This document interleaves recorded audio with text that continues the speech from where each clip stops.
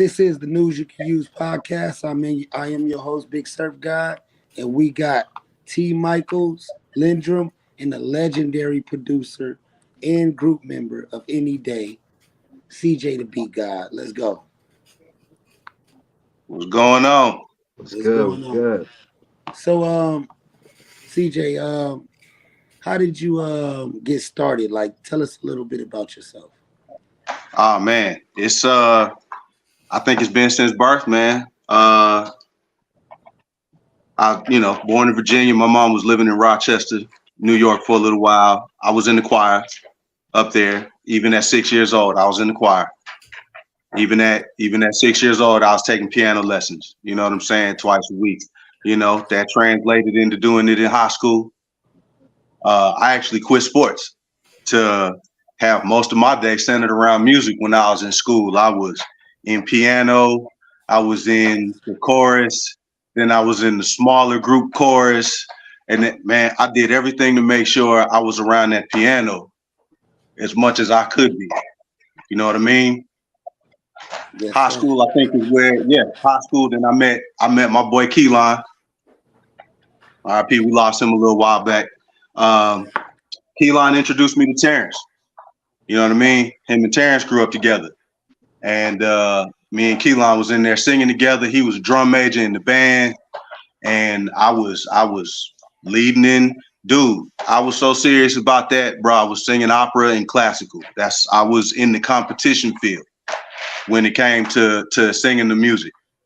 Do I sing that seriously now? Nah, probably not really. Right, But right.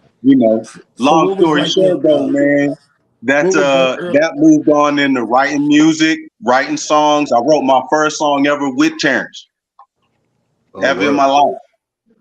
You know what I mean? I was writing rhymes and poetry and all that kind of shit just as a young buck anyway, just, hip hop. You heard Lottie Dottie when you was 6 and it was like, yo, there's no turning back.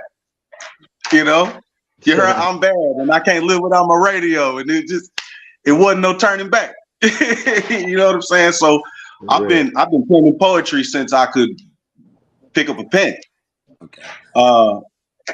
But I wrote my first music with that guy. That man had that dream since day one when I met him.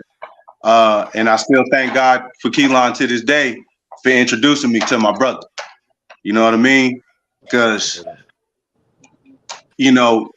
it's connections with the right people that allow you to realize what your dreams are.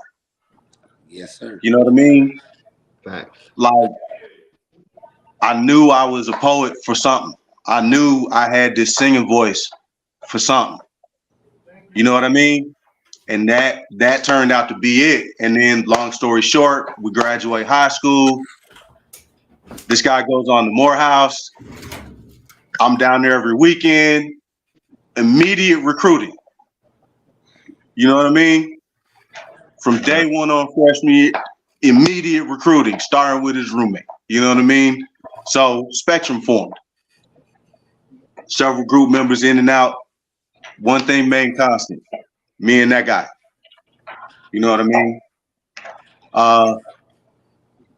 And then we had deals on the table. We had some things going.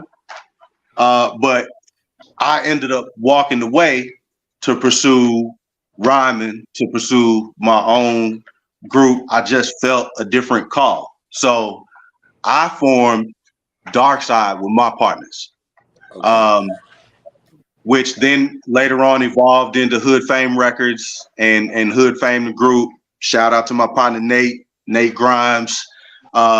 So some of my aliases outside of just being CJ the Beat God, I started out as Kamikaze, Bumpy Johnson.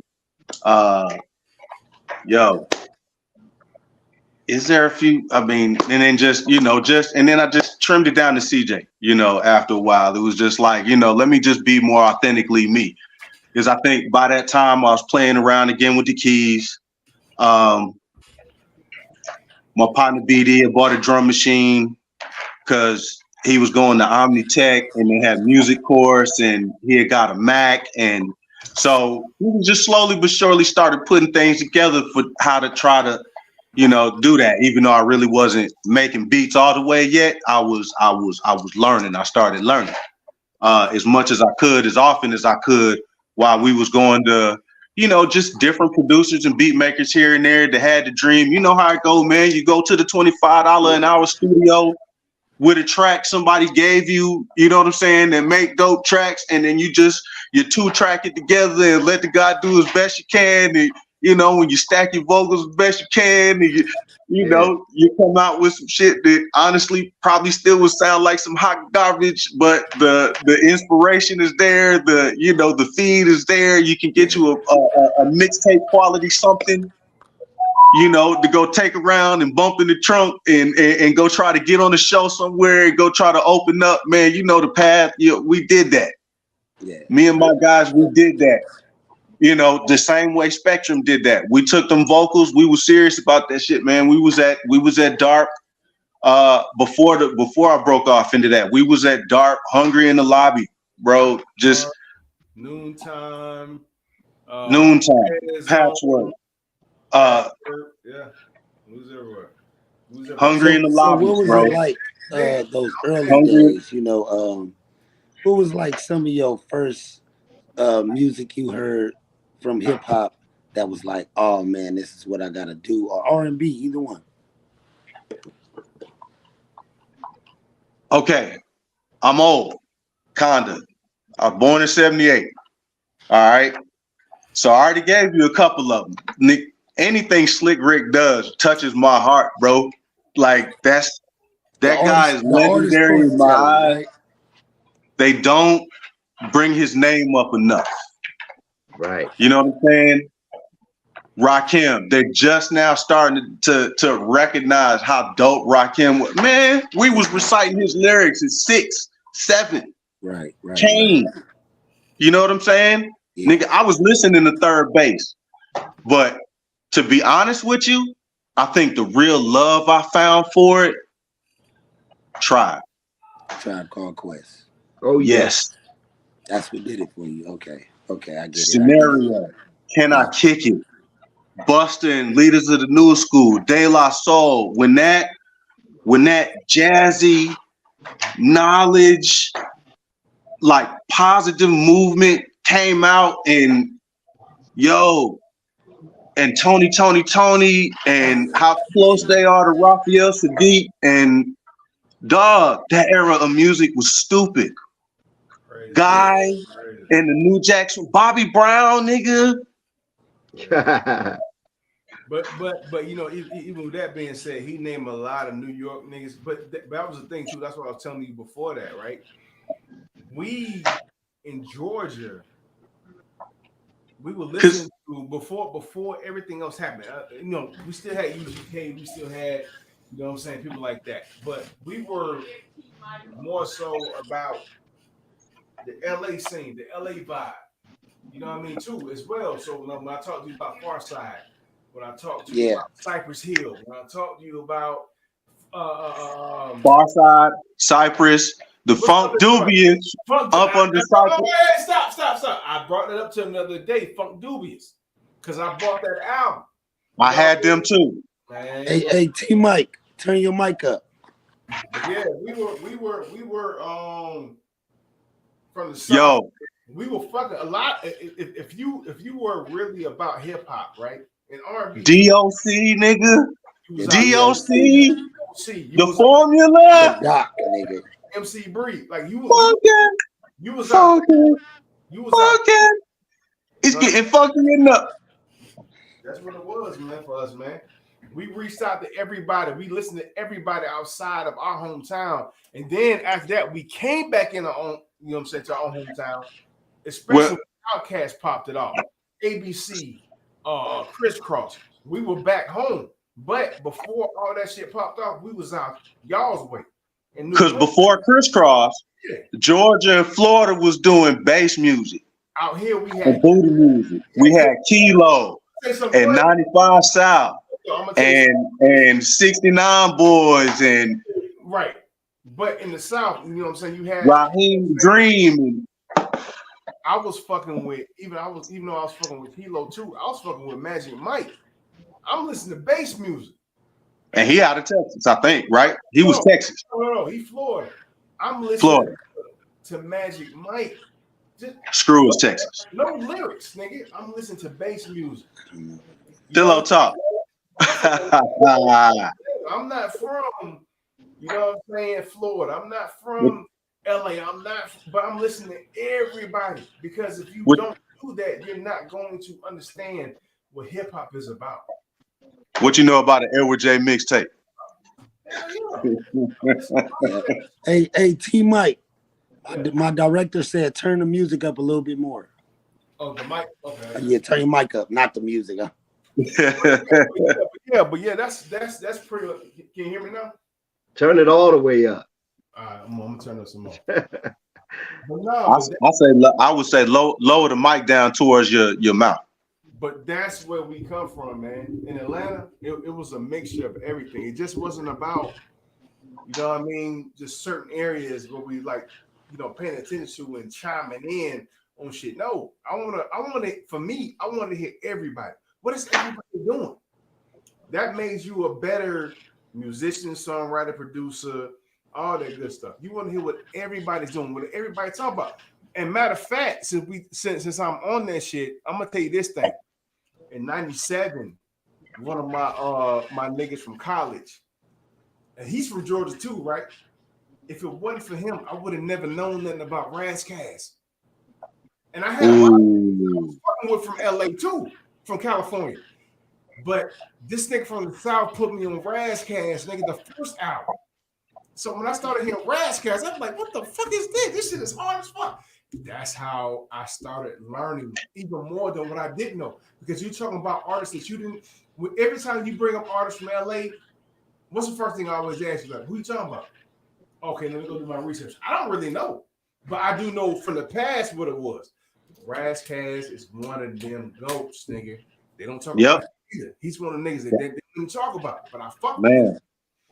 Out that way, the Alcoholics. What? I've done from you listen to them too. Hey, yeah, shout out King T, man. Shout out the OG King T. Yes, sir. But I would say this. Razzcazz is not independent. He's still on that same shit. But it's a lot of artists that we would go to Camelot, but we would go to all these music stores and buy these tapes and CDs, right? I will say this: Razzcazz is a goat, and I fuck with him. It's a lot of people don't know about it. A lot of people don't know about him. But there was a lot of artists, man, that I never heard of. I was always a nigga that would walk into the CD store. He another one that don't get enough flowers, right? No, but look, I'll be like, okay, Dr. Dre, Snoop, I got all that shit. We know what the populace is. I'm going to go find the niggas I never heard about. So I'm gonna go buy their album. That's what I did. Yes, You sir. know what I mean? So that's what it was for me, man. That's what it was for me. And then P came through, Mystical came through, Outcat, man. It changed the game, but if there's so much room for everybody, like it's just so much room for everybody, dog. My thing is this: if I saw you on BET, I already know about you. I'm trying to go hear everybody else that I don't know about that wasn't on BET, or even if you were, even if you had a single. Oh, I promise to God, we heard Nelly. I swear to God, we heard that first single like 3-4 years before it came out, because it was some girls from St. Louis that was down there at school at Morehouse, and they was bumping down, baby, yo street in the Range Rover, boom, boom, and we was like, who the hell is that? That's dope. And they was like, she was like, you don't know about this nigga, he coming though. I used to talk to females from Morehouse to get their perspective, right? And they were from Missouri, they were from St. Louis, and they like shit like, nigga, that song was out 2 years ago, but we from the his South. Shit was ripping years before it went national. Right, so I was like, what? This is my first time ever hearing that shit. What you mean it was out 2 years? No, it was popular in the city. I'm like, oh, okay, cool. Oh, okay, that's what's up. You know 2 years later, he shows up in Atlanta doing promotional. We catch a bag with the T-shirt and the CD. Same goddamn song. I'm gonna tell you something, man. We ran into Wow. And on the other side was underlay, mommy, Oh was yeah, bumping that's in that. We was like, man. yo, this nigga finna blow. Yeah, 19, Show that was fucking up, a hit. show up. 1998. We were at Morris Brown College when Morris Brown was still a college for real, for real. And they had They Next on back. there. Shout They out. had Outkast on there, some a few other major artists. But we was out there while everybody else was enjoying music. I'm gonna tell you how our grind was, because we were a group called Spectrum that was trying to get popped off. We were dealing with Tiny at the time, and we were going to Tiny Studio recording. But at that time, during that concert, we was around Jay-Z and all them niggas. Like they were performing. So let's say we was around, but they were performing. But as every artist that came through to the AUC that was doing their thing, we was out there passing out flyers, nigga. We're 18, 17, 18, 19 years old, passing out promotional flyers, not getting paid for the shit at all. But we were so enthralled and invested into what we were trying to do with music. Our hunger surpassed anything else that you could think about. This is way before social media. But as the concerts going on, we were out there working because we were trying to get on. We were trying to get on. So our hunger, even to this day, it has never changed. It's never switched up. We were always who we were. And it was always a genuine thing. We were always genuine people, man. So that was us, man. Anything that had to do with music, that's what we did. Okay, Man, so tell me we've been about in the this. rooms. Who was some of the big producers back then? Was producers getting they flowers back then when you knew like, okay, this person made that beat, this person. Tell me about that aspect. I would say for me, when you ask big back then, I would say Teddy Bishop. Of course, Dallas Austin, Jermaine Dupri. I will also say Teddy Riley.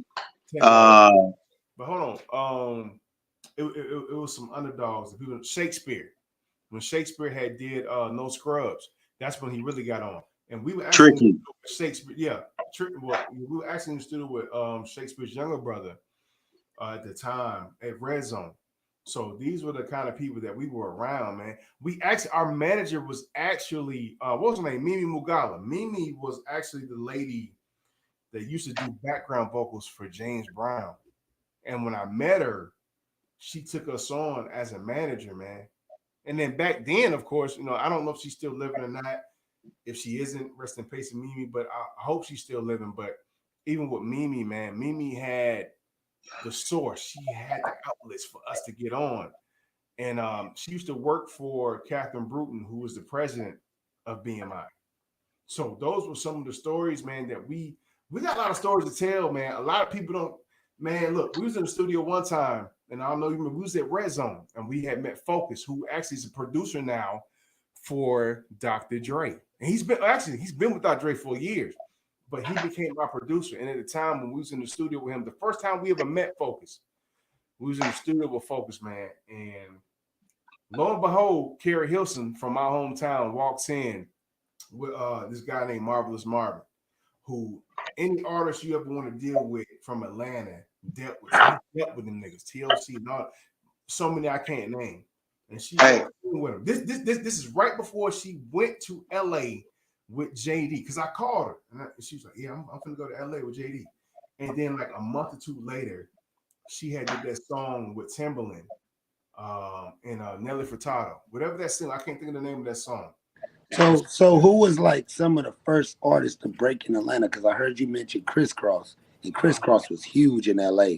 So who y'all feel like was some of the bigger artists to break from Atlanta first?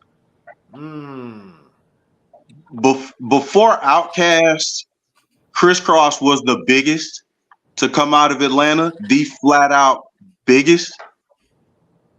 Um, but again, you we know, had our local vibes you know, that were making a whole lot of Wait, noise. We wait. had Raheem the Let me Dream. clarify. Let me clarify. Crisscross was bigger than Outkast when they first came out for sure. I They remember smashed. Cad- hey, I man, remember Cadillac Doors. I ain't remember that nobody. album. I hate to say this shit, but I told you this earlier, right? ABC was out first, and then you had Chris Cross. Ain't nobody bigger than ABC. ABC was the first artist from Atlanta to go diamond, Speak on it. and them niggas That's really, true. Them niggas really went there. And I talked to that nigga. How you feel, Drum? Like Drum, They you were were out there in they were Atlanta too. rivals. So They do was you feel like rivals. it was Chris Cross first drummer? Huh? I can't hear you. I think you got your mic muted. You on mute. That went big, major, probably. That went everywhere. Yeah. People don't talk about Another Bad Creation enough, man, when it comes to how it all started. Another Bad Creation was I'm dope not too. saying that's They how were it started, but they were rivals. when I would call them a neck and neck tie if I did anything with their run. Okay. I remember when I was a kid, man, I used to watch TV. You remember, I don't know if you remember this, D-Land, but you could cut the TV on and you might be watching Soul Train or MTV or something like that, whatever was on BT.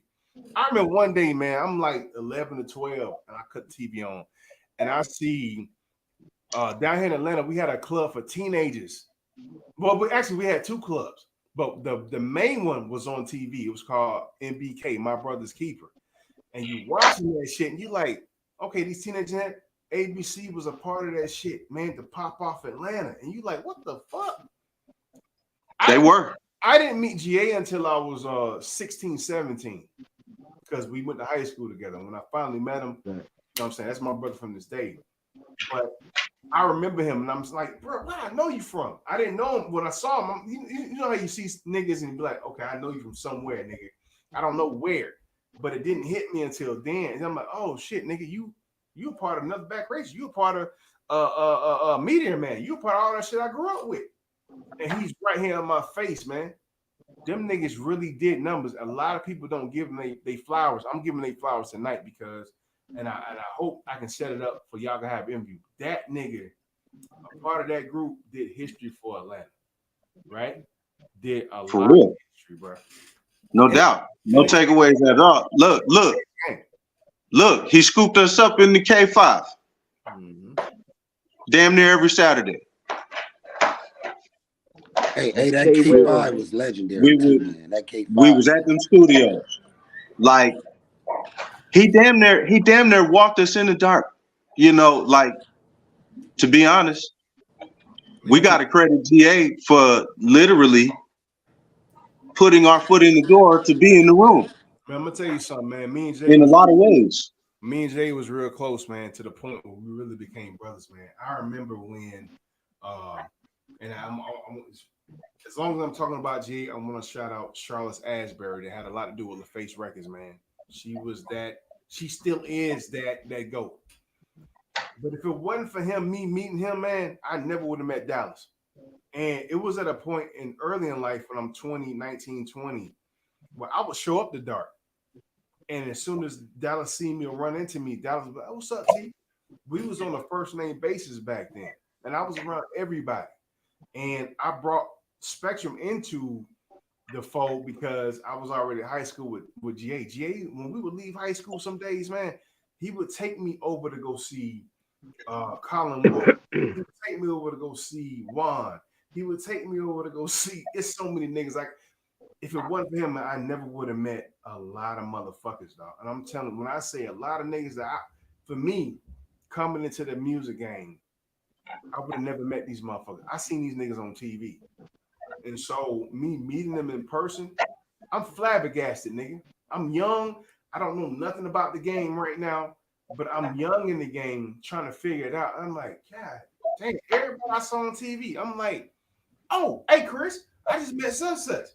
You know what I'm saying? I'm like that. I'm happy to be in that fold, man. I'm young. I'm ready to learn. I'm ready to figure this shit out in life. I'm happy to be there.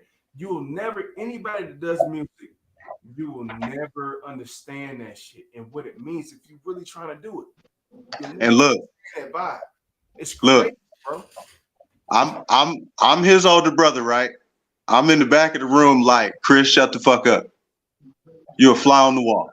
I was just lucky. Look, I've been doing this since I was 15, right? But hold on, Chris. So he be in there trying to get on business, and me, GA, and Juan to slip off in the ride and be over there blazing the blunt. I'm gonna give him some other game though. I'm gonna give these niggas some other game, and I know D-Lin. There's no disrespect. D-Lin did a lot of shit. If it went like Spec told me about D-Lin, man, he said if it weren't for D-Lin, when it came to his choreography, bro, that's why I give him big ups. And I'm gonna let you speak on it. I'm just talking about what I know from what Spec said. Right. And I respect you for that. If it weren't for D-Lin right here, man, doing that choreography and doing what he was doing, now he's producing all that, man. I big up to him just like I big up to Spec. Look, this is my other brother too, Chris. You never met D-Lin, so this is my other brother. Not you. What's up, man? Salute. You got it, fam. I'm only speaking on what I know and what I experienced, man. So what I'm saying to this is that I've always been the type of nigga. When I saw Montel Jordan, when I saw this other artist, when I saw Boo Boo, all these niggas, man, I'm like, hey, bro, I'm trying to get on. And then with Chris too, Chris dealt with Timo and all them niggas from Silk. Chris was around them niggas. I met Silk through this nigga. So it's kind of like. Shout out to Frank G up from Michigan, man. Frank G, it was always he literally a true friend of the family, bro. Like I know. Yeah. I know the blood. I know his brothers, aunties, his brothers, his cousins. You know, like I know his hood. I know his hood niggas. And he used to produce for Ready for the World, and he was down here fucking with Silk, and he brought him around, and we ended up in the studio downtown, off in the juke joint, and we would pop the juke joint off at night. Timo was in the studio during the daytime. We popping that up. You know what I mean? Frank G also is the one who introduced me to Ghetto Mafia, and I done put some vocals down for them, you know, just a little bit more to my background, you know, on things that I've done outside of, you know, just being a part of Spectrum and now being a part of Anyday But Monday. But it was, you know, just fortunate that friends showing love and showing support that know that you do what you do, and it's just like, well, you know, let's get down. And that's how I ended up again as a part of the comedy club movie with Ghetto Mafia and Chris Smokey Jones and Dexter Tucker is a part of it. Like we did that back in 2008, bro. Yeah, Chris, that was wow. That's dope. Yeah. You know, that's what the news is. You can use podcasts is about. It's about giving the flowers to the people that contributed to hip hop. We have 50 years of hip hop. Shout out to Vic. Shout out to Nino, Ghetto Mafia, bro. Like those some real friends. You know what I'm saying? It's not even beyond the music. Like them real partners. You know what I mean? So what was some of your first experiences in the studio like your first record, the first time you produced? Let me know what that was like for you. All right, for me, I would say this: the first time we was in the studio as a group, we were actually in an apartment complex by Six Flags, which is like down 20. Boom. What's his name? Chris something. I can't think Chris' last name, man. And Chris was our first producer that we ever fucked with. And Chris was really dope. He was in college too with us. And Chris was like that nigga. Yo, I dug up some of the photos we took that day. of us clowning in front of the mic with the look, not even the eggshell, bro. The mattress topper. for the insulation. Yeah. I think at that time we did like maybe 1 or 2 or 3 songs, but we also jumped off from doing a recording at Chris's spot. Excuse me, I'm sorry, Chris Craft. I'm gonna shout him out, Chris Craft. Chris Craft. And my guy was good too, even then. Yeah, we went from doing everything with Chris Craft, working on who Spectrum was going to be and how we were going to sound, and then we ended up moving from there to going to dealing with like I said, Mimi Mugala, Focus from Red Zone, Tariq. We had a song out, and then we ended up dealing with that with this other guy, Tariq Bell, right? Yeah. At the time, we weren't the group that we wanted to be, but what ended up happening, I had one of our mutual homeboys came in. He was a drum major at Reading High School out in Decatur. Shout out to him. Rest in peace, my boy Keelan. But he was a part of Q. Drumline movie. He was in Drumline movie. So Yeah. we ended Shout up out to Mike Douglas. we brought him in, and then after that, we were dealing with this writer named Stanley Smith who wrote for TLC. He did a song called "Silly Ho" for TLC. Then after that, he started writing for Tamar Braxton. He did. Tamar Braxton. He started writing, Yeah. Yeah. He was working hard with Tamar back then. and he was writing for us, man. The one song that we never got to record, which I hate to this day, man. We had this record out called. What was the first song we recorded? What was it called? The first one was Goodbye. Goodbye. I believe the second single was What Did I Do? What did I do? And this nigga had this record, man. And I called him like probably a year ago. We was on the phone talking because I saw him on TV with Tamar. I think it was something Atlanta something. But I called him up, hit him up, and we were just chopping it up about back then. And he had this song, this second single that would have blew up for us, man. It was called "What Did I Do?" Man, that shit was like, "What did I do to make you cry? And think of what it was. So dry your eyes." Bro, it was stupid. It Bro. was It was stupid, bro.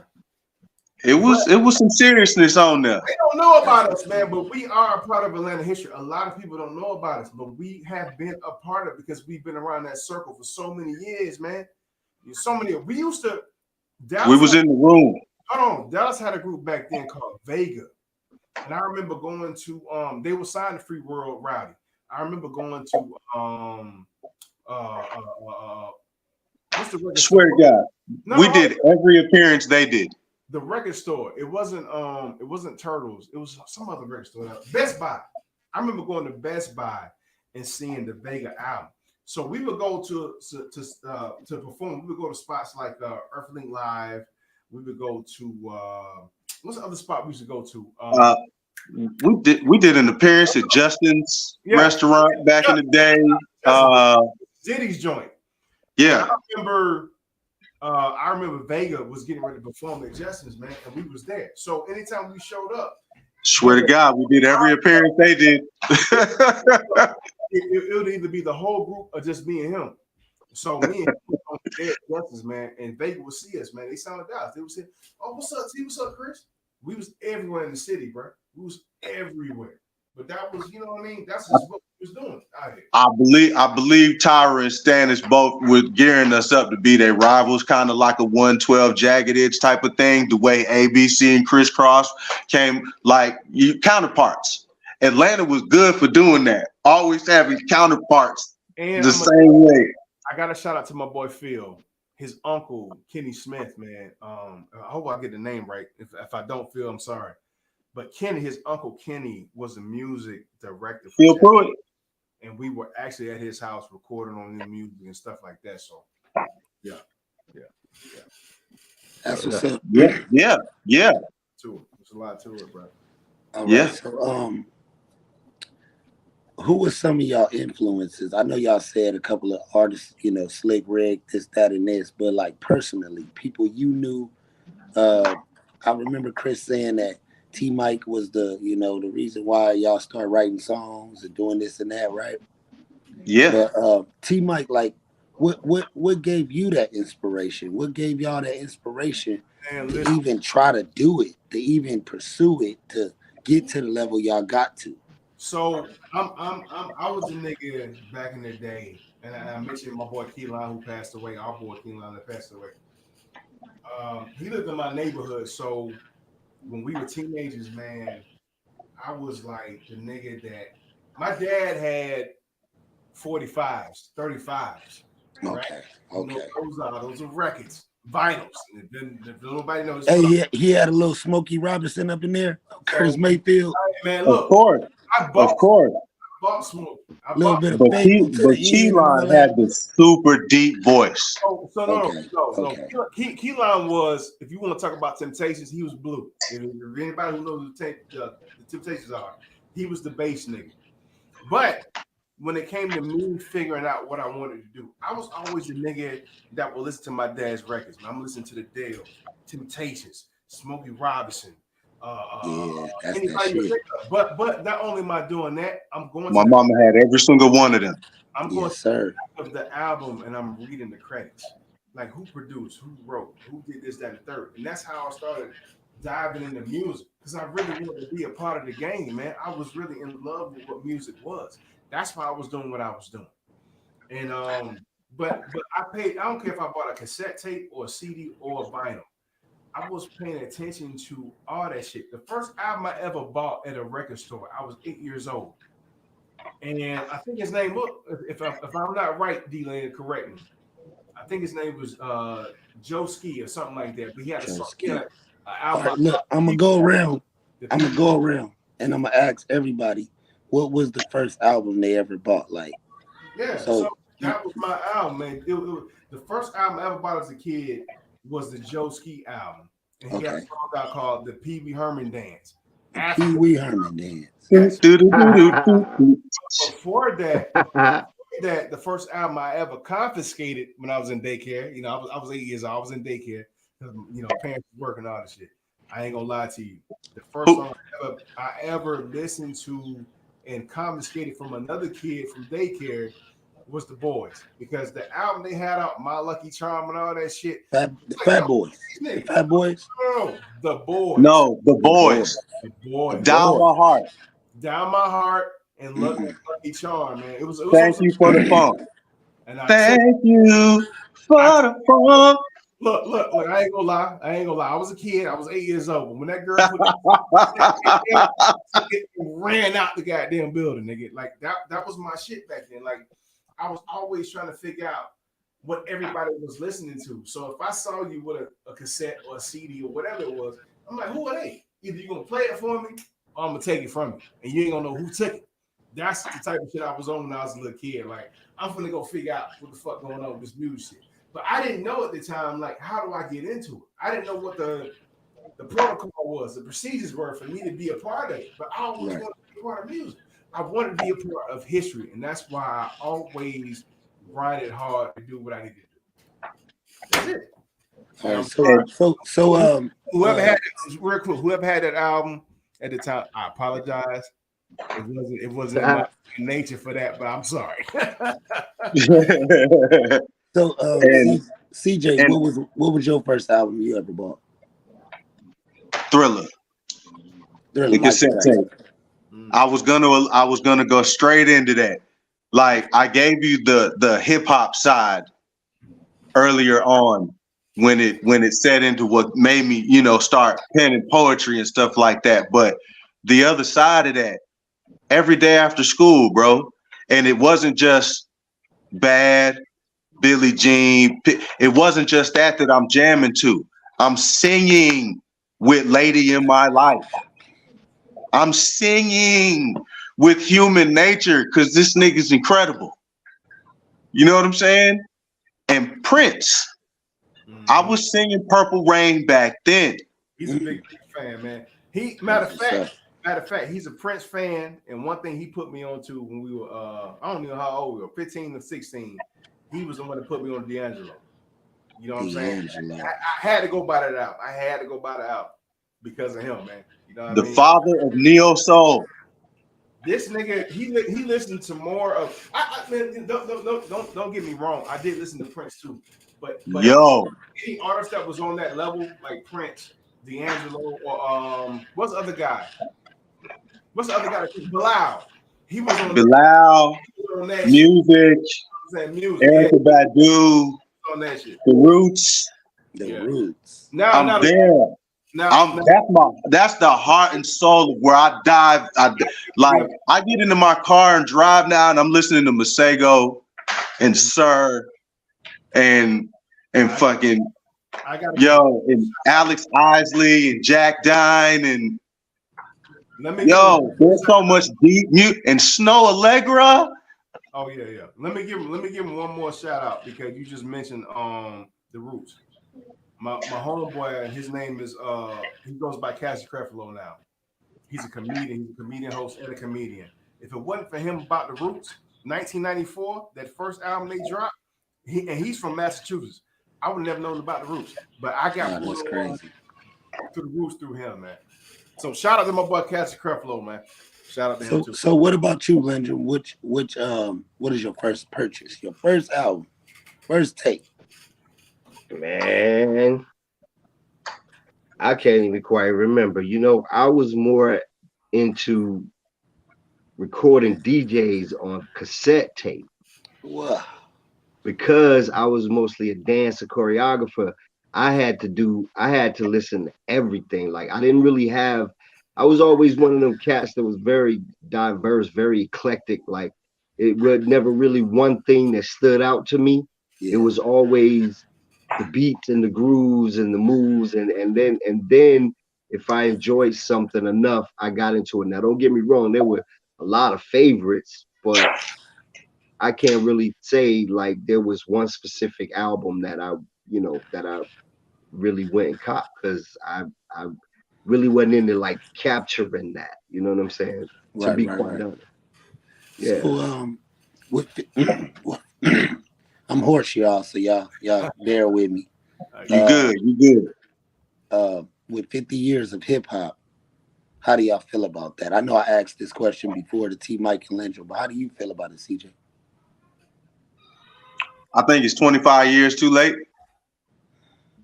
I think you should have did it at 25 years, and then 50 would have seemed a little bit more legit. But we doing it now. There's no looking back. We don't. They don't not need to get the flowers. Right. So it's just if you're just now doing it at 50 years, it's good that they're celebrating all year in ways. Because at least that way you can say the whole year was a celebration. It could be monumental in that way. Um, but the flowers, you need to be that. I'm not seeing enough people, to Mm, be honest with you. yeah. Ain't nobody went and got Kwame, and we see Kwame all the time doing toys on Instagram. Hey, Yeah. Yep. hey, look, We that's stay after him. that Ain't nigga. nobody brought up Dana Dane yet. That nigga on some other shit, right? Yep. That nigga on some- Curtis Ain't Blow. nobody brought up Craig Cooley C and well, they did. Diggable Planets did show up on one of the shows just a few not too long ago. Yeah. But like, ain't nobody saying nothing about Ed OG and the Mm-mm. Bulldogs. Mantronic. Hey, but even with that said, right now, Dallas Where's has JJ Fad and Hammer, bro? hold on. Dallas does have a spot right now in Atlanta that is catering towards what hip hop was and what hip hop still is. So shout out to Dallas Austin for that, having that, you know what I'm saying, that platform for everybody to go to a museum in Atlanta and check out what was going on in hip hop in Atlanta. I don't know about the whole world, but just basically, Shout out to Dallas for being one of the dopest musicians in the history of music ever. Let's just call it what it is. This nigga that produced some of the Man, biggest hits for some of the biggest people in the history of music. Let's word up. You got you Word let's up. got just flat out. you got to give credit. You got to give credit where Man, credit is due. You know what I'm saying? man, man, What about So Mantronics? Madtronics. Talk about it, dude. drummer. Mantronics was a dope producer, man. Everybody slept on Mantronics. Yep. J.U. Ice. Just So Ice. Just Ice. Remember that? Wow. Now I he now Dude, he now he in the but you know, BDP. hey, it's a Now lot of people, man. It's a lot of people. So it's like, in order to man, you really, could just say you, self-destruction and, you so late, and run you along so the late on list. appreciating it. You done missed so many goats. You so late on appreciating it. mhm. Seriously. Again, because it was so always been so much room for everybody. Yep. well, I hear y'all talking about y'all passion with how y'all fell in love with music from the beginning. So how do y'all feel about music right now? Are you still getting goosebumps when you hear a song? Is it an artist that's new that's coming out? How do So y'all feel?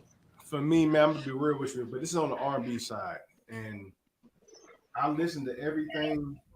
Well, actually, it's a few of them. Two of them, I can't. I was telling you the other day, I can't remember their names. It's two females, but I got to go back and look. But when it comes to the male artists, man, it's not a lot of us out here that are really taking the forefront. And I'm only speaking on the R&B side. The hip hop side is something totally different.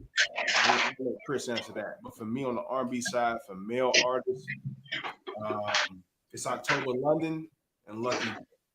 Them the two motherfuckers I fuck with right now, dog. Like October London is on that Marvin Gaye shit, but Lucky Day got some other shit going on. Lucky Day is kind of like a for me, it's like a branch from Raheem Devon, man. Like he on some other shit with that shit. But this is real R&B shit. I'm not talking about what's popular right now. I'm not talking about the other artists. I'm not gonna mention their names, but I still fuck with them though too. But when it comes to real R&B, I'm only speaking on October London and Lucky Day. I fuck with them niggas from day one. I know it's a whole other, you know what I'm saying, a lot more artists that are out here that are doing the same things. But for me, what I saw 3 weeks ago, man, I was out grilling like I always do.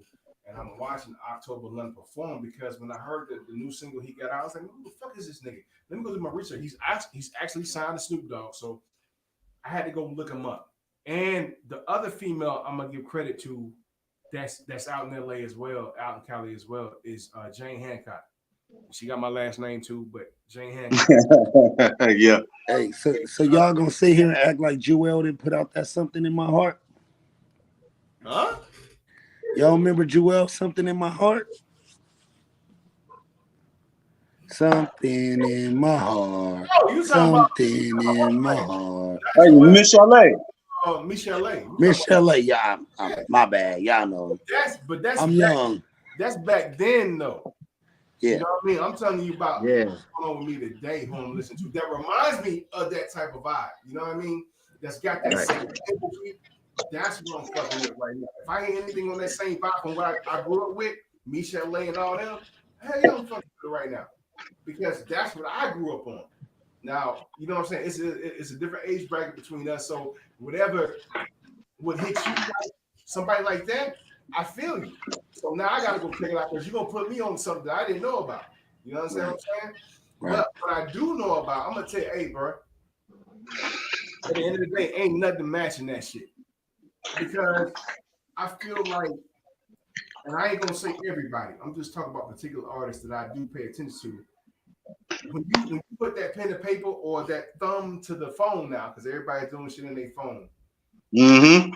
it's not hitting on that magical side of it while you're writing, then it doesn't make sense. It doesn't hit you the same way it would hit you. You know what I mean? It's all about, for me, it's all about what are you talking about? How much energy did you put into what you're talking about? And the melody and all that. How does it make sense? Does the music today hit you the same way that it did yesterday?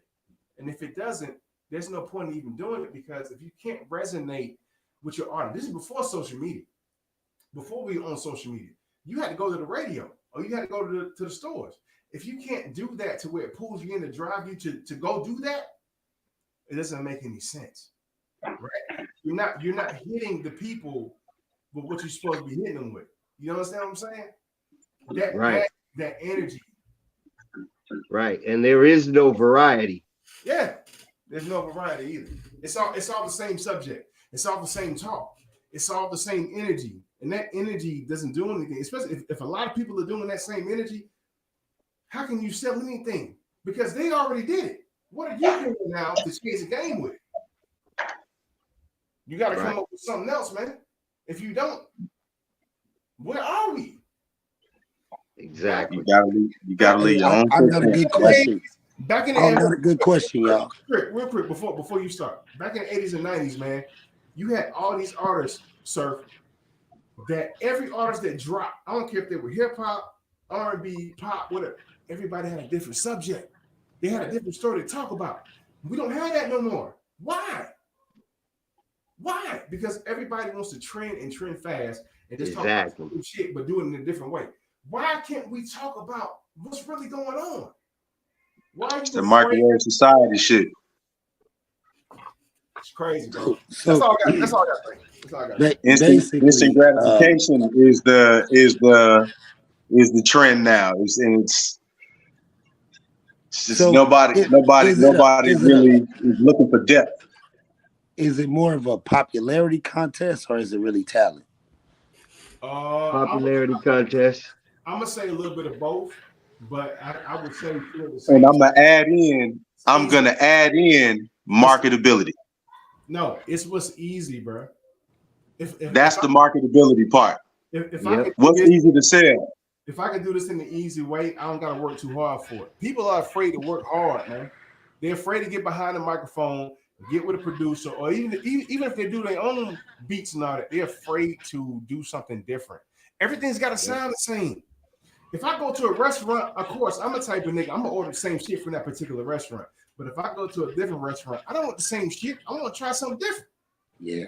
So if I go over here and I say, okay, I might for the one time and say, okay, you got the same thing on your menu that my favorite restaurant has. So the first time, let me try this and see what the difference is.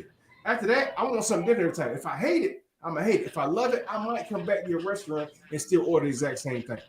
Right. Because you might, you know what I'm saying? So other than that, no. Any restaurant I go to, I'm gonna try something different. Anytime I go to a record store, if they still have them, which I don't know, but I'm just speaking, or even if I'm online, I'm gonna go listen to a different artist because I want to get that experience, man. Where are you coming from with it? Teach me something different. Show me something different. Or or So or I'll so be do more specific. When I go to your restaurant, I want to try the unique thing that you're known for. right. So do y'all feel like is hip hop evolving? Because disco, we had house music, we had all these other genres of music that evolved or even went out of style. 50 50 years of hip hop is probably the longest that a genre of music ever even been around, other than like opera I don't or think I don't think we're paying attention to us anymore, right? So what I mean by that, uh, everything we're hearing right now is subliminal and it's a muted situation. If I go into the studio to do hip hop, I'm vibing off of what everybody else did. I'm not even listening to myself because I'm so tuned and tied into what everybody else has been doing. So when you ask about evolving and up, I don't think so. I don't think so, bro.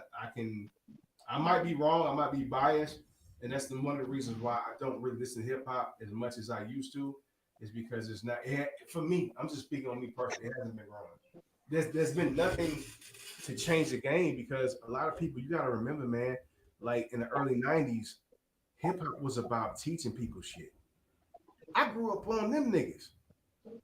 They just wasn't talking about what happened in the streets. They were educating you on about a lot of shit, whether it been relationships, whether it been Exactly. how to, people. We're not doing that no more. It's all about shoot 'em up. But ain't nobody. And I will say this, man, and y'all could be wrong about this too. Jay-Z, when he dropped that album, when he was talking about how to diversify your funds and all that shit, that's different. We never had that before, you know what I'm saying? If you go back to the early 90s, we had that, but in a different way. But no, nothing taught me. The reason why I tuned into BET as a kid, man, them niggas was talking shit.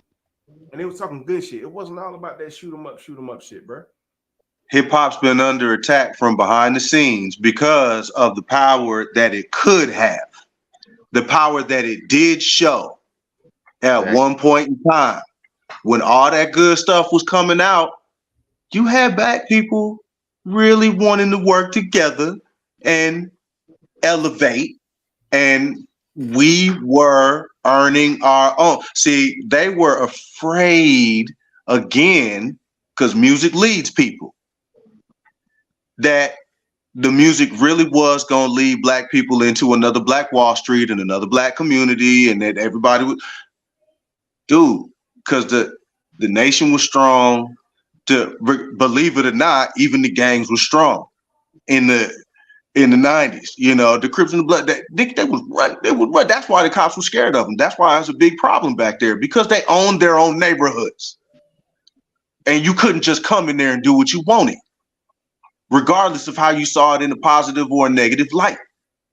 You know what I'm saying? They had to do something about that. So the less knowledge in the music, Yep. the more chaos they can cause in the streets. The more they can stifle the development and continue to destroy the black family like they began to do in the 60s and the 70s. facts. And streaming takes more money out of the artist's pocket, so there's less power. Exactly. And even though they're trying to Man. ante. They're trying to up the ante on how much writers and producers are getting paid now because they just did the little thing, you know what I'm saying, earlier this year or in the middle of this year. We won't see that until 2 years from now, maybe a year and a half from now, right? But it's still not enough money because Still not. I can make pennies off of my music, but you making billions because you own the company and you have the distribution to do it. I'm not making anything unless I get it distributed by a bigger company that, of course, is called placements.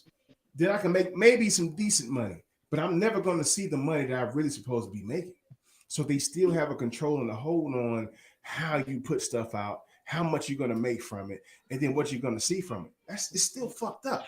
You are the creator, not you know what I'm saying, not them, but they have the platform to do it. So then They it comes still down want to make you pay their dues. right, but then it comes down to what do we do as Black people to have a Spotify or something like that on our own to where we're paying our own and getting that money. But then the company that we have as Black folks, they can still be like, okay, look, I'm not going to take everything from you. I want to see you eat. I want to see you make money. But this is what we're going to do. That way I can eat and you can eat. We don't have that. There's always someone out here that's greedier than T, we do got it. Didn't you see Nipsey sell his album for $100 each? yeah, isn't that the old Master P thing? I'm gonna go to the back of my car and do what I gotta do because I got a fan base. Hey, we got to do it out the trunk. We got to do it out the trunk. They got an app right now, a website. Even. I'm about to give Even. y'all some game, even.com, Okay. where your fans, like say I only got a couple hundred fans at the time, right? Okay. I can get those couple hundred people to buy my album for $20 each. Okay. You do 100 times 20, start doing the math. Right. Gotcha. Gotcha. So it take those But type of platforms. but it also The only reason why Apple Music and all these different platforms are so big, the no jumpers, that's why I started this podcast. right. So I could take the culture back into the black man hands, which we started, Right. which everybody sold out and gave away, which was way before my time. Mm-hmm. Yeah. It wasn't us that sold out. It wasn't us young people. It Mm-hmm. was the OGs. Them niggas sold out. You know what I'm saying? And they don't help young artists. Snoop Dogg ain't pulling up in my neighborhood of Compton. You know, Why do you think that is though? because they're controlled and they signed their life away. They sold their souls. They Uncle Toms. It's a Okay. gang of black OG Uncle Tom ass niggas Okay. out here trying to tell young people, don't shoot up the block. Don't go sell no dope. Don't go rob that house and get that 60,000 that I ain't never had at your age. Right. And, I was 15 with a Regal on dubs and a Rolly chain, and niggas that was older than me didn't have it. So Mm-hmm. I didn't listen to shit they said. Mm-hmm. Nothing. You couldn't tell me shit. Nigga, I got 10,000 in my pocket right now and I'm 15 years old. How you gonna tell me anything? You talking about can I buy you a beer? That's where the OGs fucked up. That's where the disconnect come to. And then if you smoke crack, we don't respect you. Yeah. So you're not a gangster. Right. Nah. And I'm listening to you because, like I said, you're younger than me. I'm listening to where you come from your Hey, perspective. hey, if you was pushing a basket, we didn't respect you, bro. That is an You issue. know what I'm saying? That is an You, issue. you can't tell us what you used to do and how you used to be, but you So, ain't doing it right now. So so, so, so, so. leading by look, wait. Mm-hmm. OGs didn't lead by example. They Mm-hmm. they went out bad. Mm-hmm. They didn't give a fuck about the youth, the young me's. People like Lindrum did, and that was super rare. Right. OGs was all selfie. They got kids, they got So, families, they got so, jobs. They wasn't trying to fucking paint no good future for us. They didn't give a fuck. how do you? We are y'all kids. I'm y'all kids. Right. Y'all older than me. I'm y'all kids. But how did you? How would you, in that perspective of what you're talking about right now, if you saw an OG that's pushing the cart, right? How would you change the game with that? Even if the OG was a little slightly still arrogant about some shit that used to happen back in the day that ain't happening now, but he humbled himself. Would you change the game for him, or would you? Yeah, that's my OG Duke. Shout out Duke. If you watching this, that's my big homie from the set. Okay. Um, he sold me that Regal for 1,500 with the rims on it and everything. Okay. You hear me? He wanted to see me shine. I'm sure that car was worth a lot more than 1,500, but he knew how much that would meant to me. He knew how that was gonna make me look, and he cared.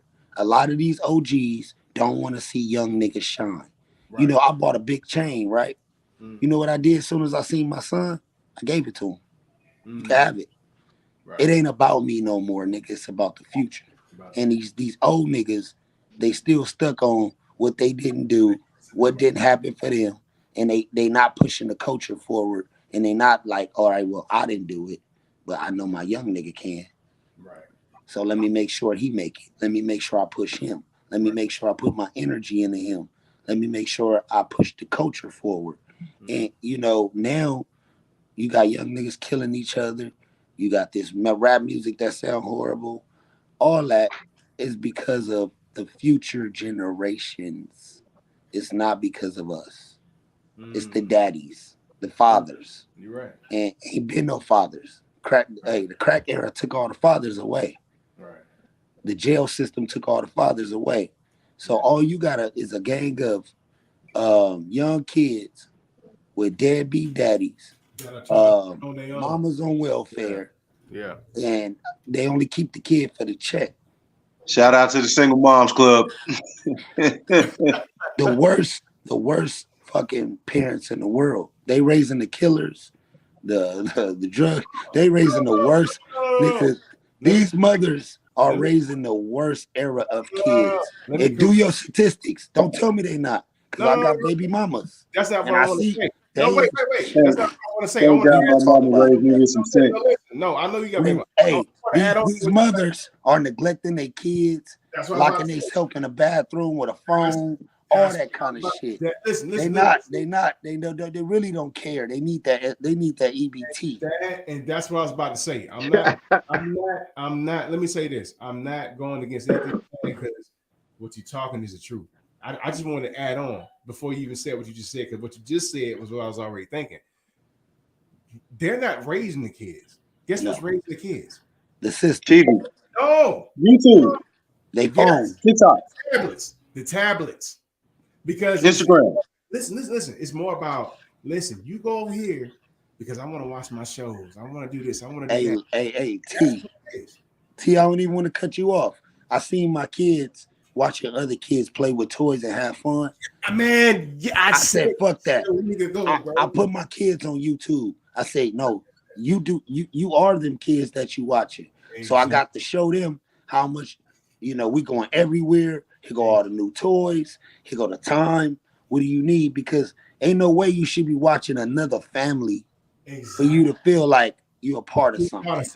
Exactly. And for me, I'm looking at my own kids like, why are you watching somebody else play? When I was a kid, I played with my toy. I played with G.I. Joe. They watching somebody else play because the parents ain't spending the time to play with them. And those parents on those YouTube videos is. Right.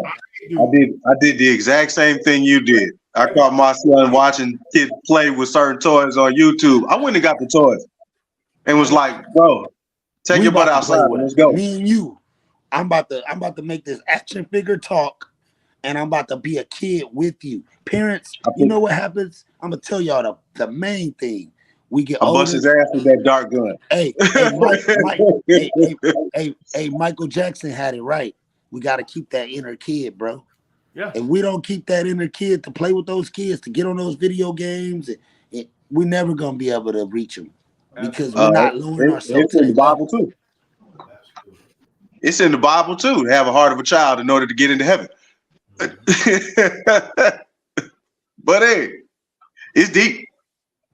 Yeah, but that's why that's a pure love. That's a pure love. As a father, that's why I try to do as much as I can with my kids. But when daddy got to lay down and go to sleep, of course they're gonna get back on that tablet. I'm already knocked out. Yes, sir. So I don't have no control over that. But as I'm awake and I'm dealing with them, this is what we need to do. Let's go do this. Let's go do that. Hey, you know what it is? People are letting Superman and Spider-Man be their kid's hero, and they not. If you ain't your son hero, shit, you need to be doing a better job as a parent. Exactly. I used to ask my son all the time, who you look up to? Mm-hmm. Who? Nigga, me. It was me. He's like, I look up to you. I don't look up to Spider-Man. If he had a choice to get a costume for Halloween, it probably would have been me. Mm. That's dope. That's dope. He don't want to be Right. nobody else. He told me today. Right.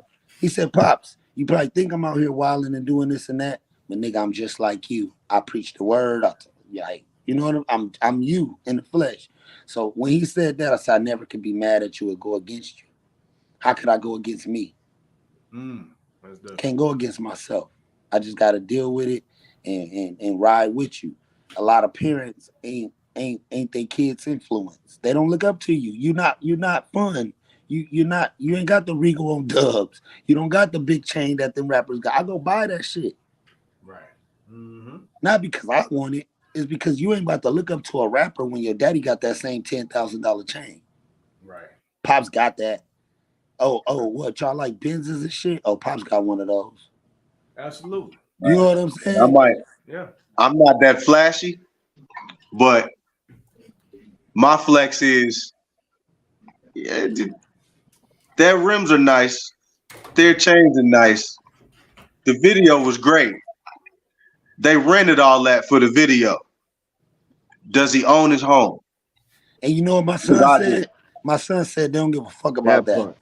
They said they don't give a fuck about that. He said, I'm not posting your shit, not because it's not positive and good, but they don't want to hear that shit. These niggas is negative.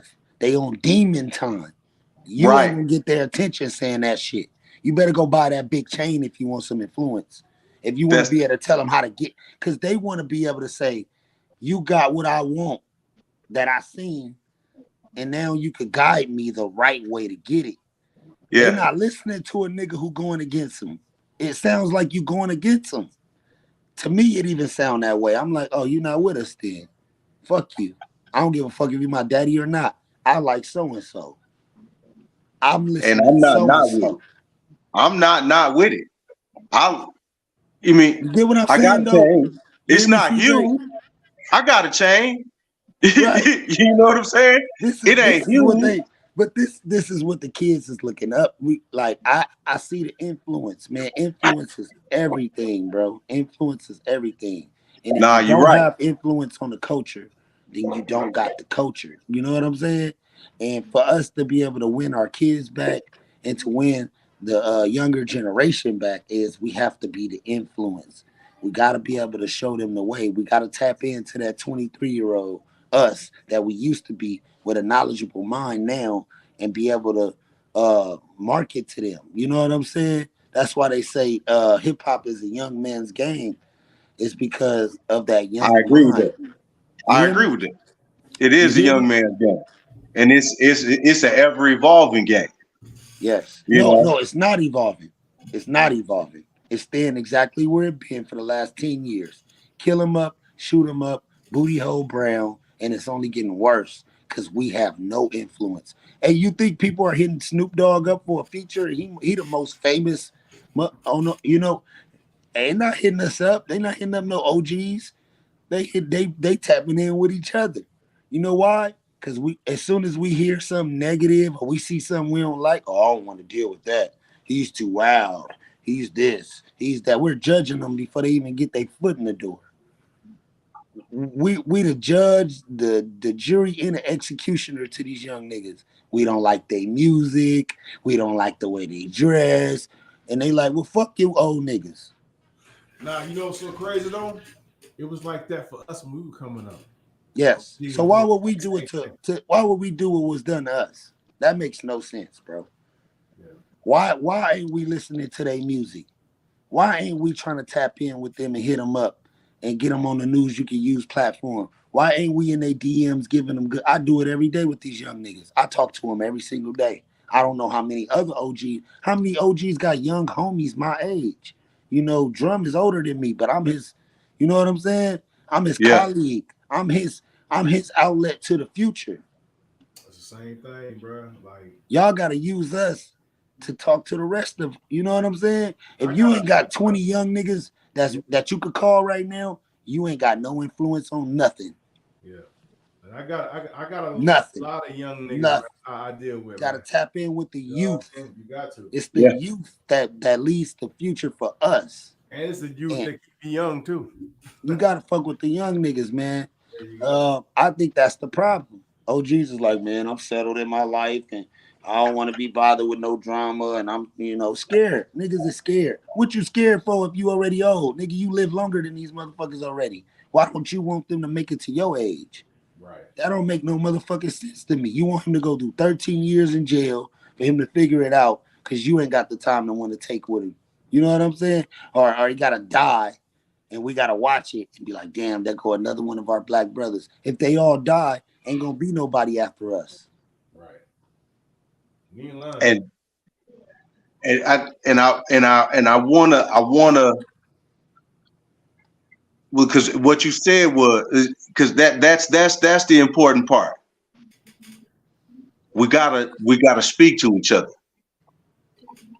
We gotta not be. We gotta know, number one, that I can go up to a young dude, try to give him a little fatherly advice, and I get, trust me, like you said, do you got some young niggas out here that you reach it? I do. Out here on my little block, trust me, because they hit me up all the time. Hey man, you want to buy something? Oh, you want to do this? You want to do that? Hey, let me holler at you. You know what I'm saying? What you doing with this? And we can't come off preachy. We gotta be like, hell yeah, I want that little bag you got. Let me spend a 10 with you. Let me spit you some game. Man, you know you could take this to the next level, man. You ain't gotta be standing right here. Let me help you. I'm gonna give you some game. Give me your number. I'm gonna send you some text messages about how to get in this lane, how to Yeah, but I start your like to say delivery something. I company. like to How say to something also too, though. I like to say this though.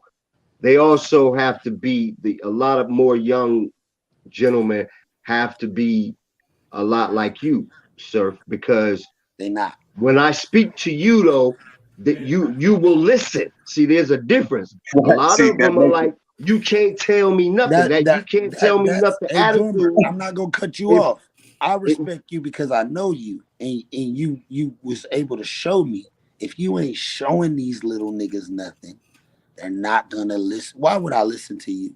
That I'm shit gonna say makes no sense. no, You I'm gonna because telling me to sometimes you're trying to because tell yes me, it does wait. because This sometimes hey, what I say to you, the most that I give disrespectful you, thing you could the do few is pieces tell of knowledge somebody that to I do give you something you can ain't be never worth did. more than anything that I could ever show you. The few pieces of knowledge that I could give you could be more than anything that I could ever give you or show you. So sometimes it's better to Hey, listen. If I'm telling you there's a roadblock down there or a pitfall and you don't want to listen because you can't show me nothing, then you run down that street anyway and you run into that hole or that roadblock or that pitfall, then that's on you too. hey, You see what I'm saying? So a drummer, lot of them won't listen. we've seen multiple generations of kids under us run into that pitfall and don't give a fuck. They don't care no more. And that's the problem. you know why though? You know why but Even though? when there's you some screaming and yelling, trying, they like, nigga, who the fuck you think you are? Bro, You know, I'm just trying to I tell was you. born in the '80s, No, so no, it but takes I'm a whole it different takes breed. I'm time not a what, '90s to or a no, 2000. undo generational brainwashing. no. What it is, We sir. must remember that this ignorance was bred into us But hold Yes, on. sir. But by sir, We fell for it refusing to though. by We us fell not for being it. allowed to read We and write. fell for it. let me We say fell this for though. it. Let me say this about Surf though. One thing I picked up on Surf from day one, Surf has had experiences that I never even knew about until he told me, right? But Yep. it takes a nigga to go through experiences to where his mindset is where it is now. He had to go through the fire. It took me longer than him, even though I was still, you know what I'm saying? But when you see a mature nigga, you know a mature nigga. And you can tell that, okay, this nigga done been through some shit. That's the reason why he preaching and teaching and talking like he is. And like you said, everybody ain't like somebody like him. Them other cats gonna be on some other shit when you, as an OG, try to Exactly. preach some shit to a nigga. He like, Yeah, really? You I'm gonna tell y'all why they respect me and why they fuck with me, why these young niggas fuck with me or anybody. It's because I lead by example. They see me do it in their fucking face. Mm-hmm. Like we doing this podcast, the news you can use. This is a week old. We on episode 19. This Right, is leading by example. Of Right. course they're gonna follow me. right. But what is everybody else doing to help the motherfucking culture? Nothing. Nothing. Right. I don't see him doing nothing but being selfish, cherishing money, clout, views, and it's niggas my age and older. It's not the young niggas, man. They solid. They standing on what they believe in. They said we gonna go rob this jewelry store and we gonna get $100,000. And you niggas ain't never had $100,000 at one time in your life. My young niggas is getting 250. I can't tell them. I ain't never had 250,000 cash. These niggas is coming up on 250,000 cash at 17, 18, 19. You can't tell that nigga nothing unless you lead him by example. Right. Nothing. Yeah, the money, the He got money. a Maybach already. Nigga, you ain't never even had a Benz before. The fuck are we talking about? Right. What are Right. we talking about? Mm-hmm. So we got to start leading by Things, example, man. We got to things. start putting that work in again. We got to start being the heroes. We got to be the Michael. Ain't no more Michael Jacksons. Who the next Michael Malcolm Jordan. X? Who the Right. next Tupac? Nobody. Mm-hmm. We got to stop falling in love with things. It ain't about the things. It's about the influence. It's It's not the about what thing. money can do for It's you. the It's about what you thing. can It's buy the with it. move. It's the being here today and moving to here by tomorrow. That's it. So we Fuck got to come things. out that It's the mind movement. state where we feel It's the like we're in movement. control. We're not in It's the control of movement. nothing. So A to B. if we gotta impress our young youth in a way that we really don't believe to get their attention, then you have to make a fucking sacrifice. People are not willing to sacrifice. I'm willing to. But a lot of our OGs and our black men in the community right now not willing to sacrifice shit. Mm. I'm gonna put my life on the line for my young nigga. I'll die for him. I'll go do prison time. Everybody ain't gonna do that. I will though. Mm. You on I'll that? throw this shit away. I'll throw everything away for my young niggas, bro. You on that Cause turn? I'm leading by example. You on that turn, bro? That's how you become legendary. That's how you become somebody who people look up to. Right. Being safe, and that's fear. And I don't pump fear in my. I don't got no fear. I'm not scared of death or nothing. If you scared, stay away from me. Mm. Mm. Stay away from me. I'm not the one for you. Cause you scared, nigga. And I don't deal with scary business. I don't fuck with scary niggas, man. What you scared of? You trying to stay here so long, folk. You know you scared of death, nigga. We promised to die. Don't matter when it happened. Long as you living for something, that's what matters. Trying to stay alive is the dumbest shit I've ever heard. Living is everything. Mm. You ain't lying. If you You ain't. ain't living, you dead already. You just ain't realized it yet. We You on living for borrowed nothing. time. You hear me though, y'all? It's a lot that go into this shit, and I don't think people really truly understand. But I do, like you said, T.Michael, because I was in it. I was a Mm-hmm. part of it. I was part of the problem. Now I'm trying to be part of the solution. So Yeah. I understand completely. Yeah. And I'm trying to get niggas to really understand what's going on. Bro, this is our culture is being taken away from us by everybody. Not just the white man no more. Look at your radio stations. It's all Mexican now. Mm-hmm. Look at your podcast. The biggest ones is all white people. Mm-hmm. We don't control shit. And this is OG's jobs. Where's the Slick Ricks? Where's the Jay-Z's? Man, they sold out a long time ago. You speaking on that, the one thing I do hate, and I wish we would have had it, or we could have, or we can figure out something to get it, is that the music industry never had a union, right? To where anything that goes wrong, anything that goes, you know what I'm saying, we can figure it out to where we're all not fucked up. You know what I'm saying? Behind it, there has to be some type of structure. There is no structure because Hey, it's like with that. the union comes politics. I don't like politics. But we got I to be. don't like a president, a CEO. We They got to. not they not gonna do the right thing, brother. Yeah. These older guys, man, that got millions and billions of dollars, ain't never went to a young nigga and said, "Here go 20,000. I'm gonna just give you this fucking investment Mm-hmm. here, so you don't gotta go rob and steal. I'm gonna make sure, man. Look, I make $1,200 every 2 weeks. I'm gonna give you $100 a week if you stay out the streets." Right. Niggas ain't never done that before. Niggas don't care. You don't care. You act like you care, but you really ain't never did nothing to change the cause. and that's gotta change. That's gotta change. Yeah. If we want our young men not to kill each other, then we gotta do something about it. Yeah, and it's only gonna be us because they ain't gonna do it. You know what I mean? We gotta, It's in our like you said, hands. we gotta. It starts with a few people that are willing to reach out, that are willing to go put foot on pavement and make real connections, man, and and shake hands with people. And like I was starting to say before, yeah, jewelry is a great investment. You know what I mean? Who wouldn't want rims on their car? It's just an example. If you like a Right. lollipop, if you Of like looking nice. lollipops, and I got a lollipop, who you looking up to? The It- nigga with a It's like lollipop wearing or nigga it's without a like wearing a lollipop? three-piece suit. It's like wearing a three-piece suit. Facts. Facts. You know what I'm saying? Sometimes you want to look dressed up to the nines.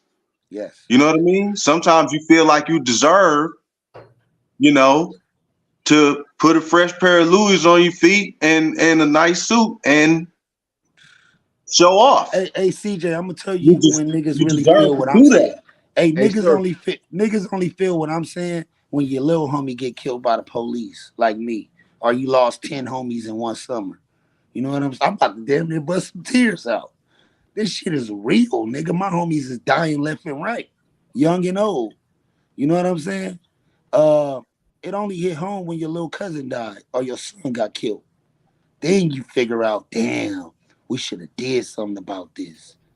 Don't wait till it's too late when it's your kid or it's your grandson or your nephew or your little cousin.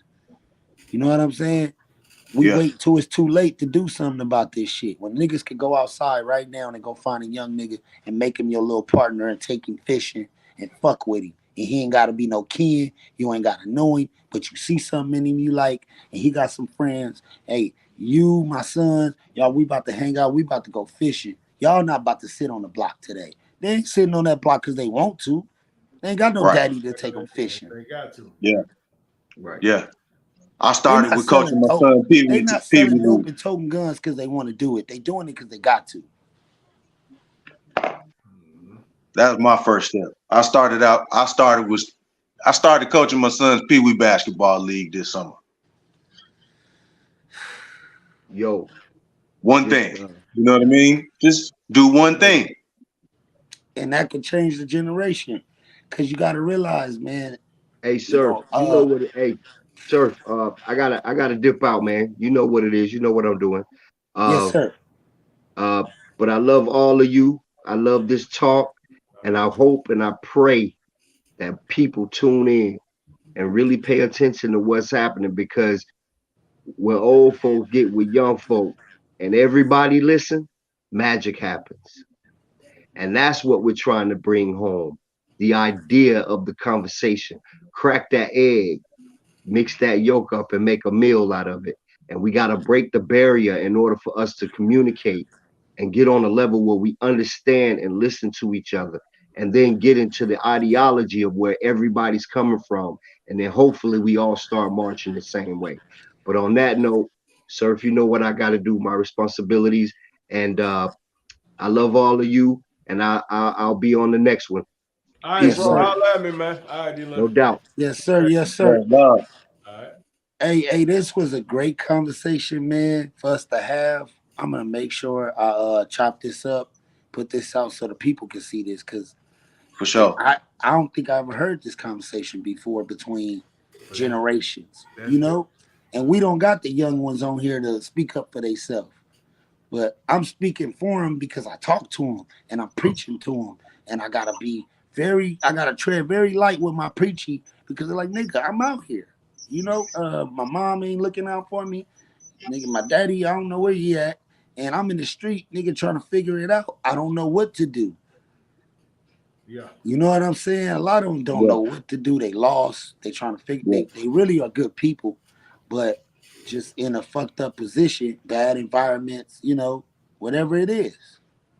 yeah, yeah. Well, you know what? Because I just being down here in Atlanta, man. seriously, since this pandemic, I've seen so many more people living out of their car. I mean, you just walk by the grocery store and then there it is, the blanket, all the luggage, whole thing filled up in the back, and you like, yo, this person living out their car, bro. Yeah, or what I Shit, say, I've been there. I did throwing 3 all that months in shit, my like minivan before. they You throwing know that what I'm Dude, saying? I've been there. That's why I understand so much. they throwing And it that wasn't nobody who reached out. I was so prideful, I wouldn't have asked you to sleep on your couch. nah, I and ain't, it's You wouldn't just have got like, that from me. I'm not that type of nigga. nah, I ain't gonna lie, nigga. I've been out here sleeping in my car. I had to ask to sleep on the couch or sleep on the floor. I've been there too. Fucked up. Yes, Fucked up. sir. You know what I mean? But So if we don't want them to go through what we went through, we got to do better. It's gonna start with us, y'all. I'm sorry I got to put this weight on us, but because I don't think everybody else is in the mind state we in to even take that time out. But if we lead by example, we the could weight is start. on us. We could start a movement, and we could get it going. here's the deal, man. There's nothing new under the sun, right? I'm starting as I get older, I'm starting to learn it. It's been the same thing recycling over and over again, right? Because the Yes, generation before us was saying the same thing to us or talking to us the same way. So now we're hearing this new generation that are still doing the same thing we were doing when we were younger. They crying out for help. yes, But like you said, sometimes the OGs don't really pay attention or don't really want to, or even if they can't do it, they can do something, right? yeah, Even if you don't have the, let me figure it out. Let me get back with you and we'll figure it out. So many of them are still under control, like you said, because they have so much money now. There's hands pulling puppet strings above them, and it's you're right. It's too many examples of people that are that high up that they're from where they're from that don't reach out. But also at the same time, like you said, these grassroots movements, they grow. yes, sir. This movement, it's gonna grow. It's gonna gain major steam. And you're gonna have the opportunity. I'm calling it now. You're gonna have the opportunity in front of you to take the hard road and stay independent or sign over to somebody big. Somebody gonna start offering to come get you if they haven't already. And then is where you understand now the responsibility to maintain your control under that independence because you're already still going to gain the steam. Right. And that's what we have to pay attention to on our own platforms. Yes, As sir. we gain that steam and Yes, sir. perpetuate that business, we hold that freedom to be able to reach out, to be able to put forth positivity instead of the ratchetness that's out there. And shout out to the people that are staying independent and not putting craziness out there. Shout out to the JIDs. Shout out to the Kendricks. Shout out to the J. Coles. Shout out to all the underground guys, the Crits, the Sahas, uh, the Tech Nines The that LaRussells. refuse, Hey, LaRussell is one of the most important artists of this generation. He's changing the game, man. He's that not selling refuse. out. He's doing venues in his backyard. He's selling his music directly to the fans. He's killing it. He is what I see the future to be if people can push him higher so people can see, look, man, we don't got to sell out no more, y'all. Right. You know, I'm next up. When I drop my album, I'm dropping it the same way he did. I'm gonna do it my own way, do my own twist, but I'm definitely gonna take my brother's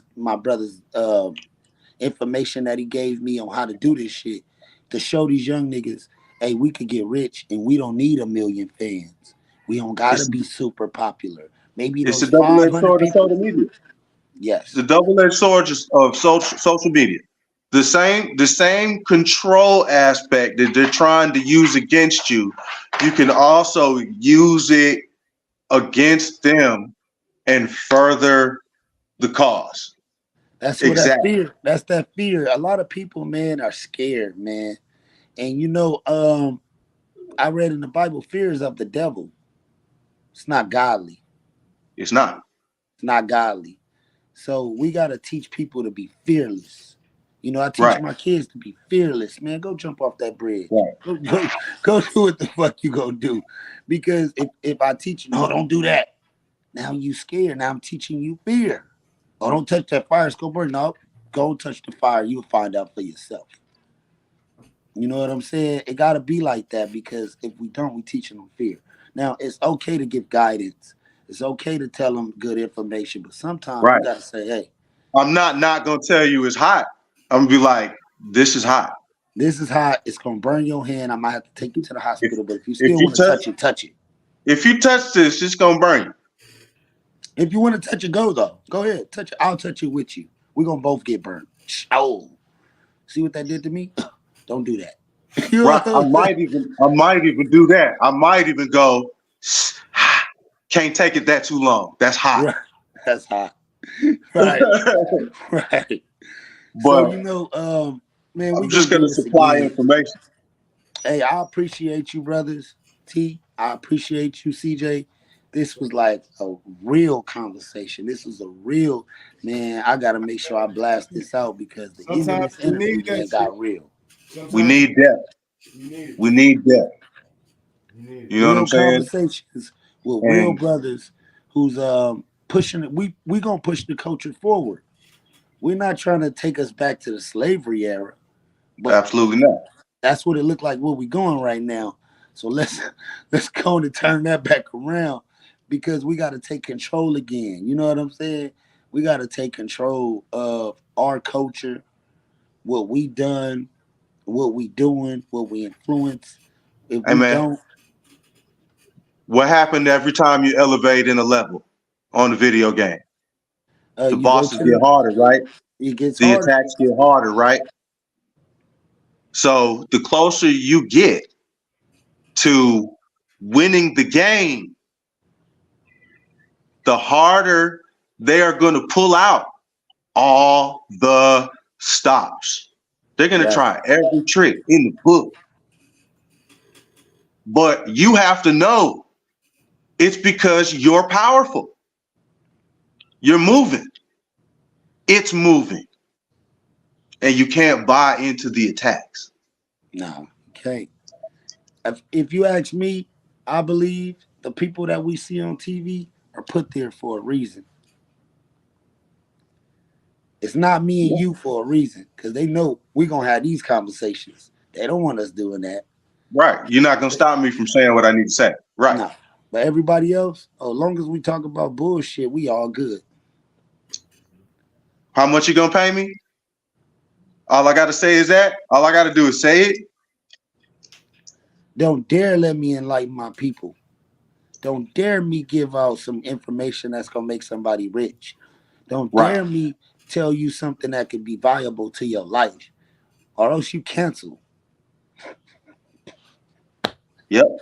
Like they doing Kanye right now.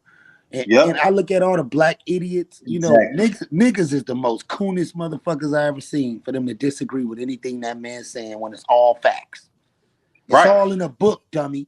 You know what I'm I'm like, saying? find his lies. I mean, you can, even when you say he ranting, this dude is sitting there showing like, but I'm pulling up evidence on my phone and I can show you a list of names of people involved in yada yada. And I'm like, so he crazy though? Man ain't They crazy. trying to they trying to attack his whole name, his whole credit, his they trying to strip of him of every influence he's ever had on the industry, but he's crazy. Nah, he not crazy. You know what it is? Niggas is Nah, he's stuck in the right. matrix. People are He's stuck in the right. matrix. Other races will never understand nothing he got to say. So if you're not black, we don't care what you think about Kanye. We really I don't give a think that's fuck why he about your dresses like opinion. a nomad. If you notice, outside the Matrix, they were dressed in, rags to show post-apocalyptic survival. You know what I'm saying? Yes, sir. Uh, that's what his clothes look like. Now He ready. He ready and we not. You know what I'm ready. he dressed like the Book of Eli. He walking around dressed like the Book of Eli. I said that. I said, man, this nigga right here, man. He's so influential right now, man. He's so Come on, inspiring for me to fight come on that now. good fight. I don't feel alone. I don't feel alone.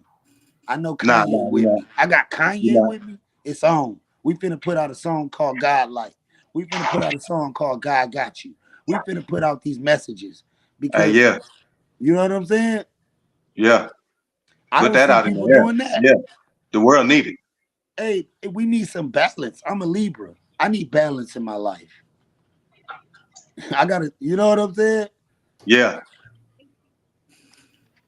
But I appreciate you fellas, man. We're gonna cap it off. yeah, CJ, I'm definitely gonna have you back. I appreciate you. T, my brother. T the host, man, he gonna get it in.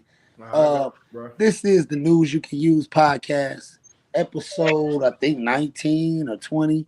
I'm a little lost. I got a couple more interviews coming up today. If you're watching this right now, jump in the comment section and tell us how you feel. What do you think could change? If you're young and you want to tell some of us older cats something that we need to change about ourselves because we take accountability of everything over here on the News You Can Use, you know, we not always right. We not politically right. We don't know all the answers, but we do want to know. This is where we learn that the News You Can Use. Jump in the comments, like, subscribe. If you're a new up and coming artist, I support them. I'm supporting all the new and up and coming artists. I'm supporting all creatives in every space. If you culinary arts, if you a beautician, whatever you do, Surf Guys support you. The News You Can Use support you. T.Mike support you. CJ support you. We support you. Come on here and get with your people and let's talk about our culture with us.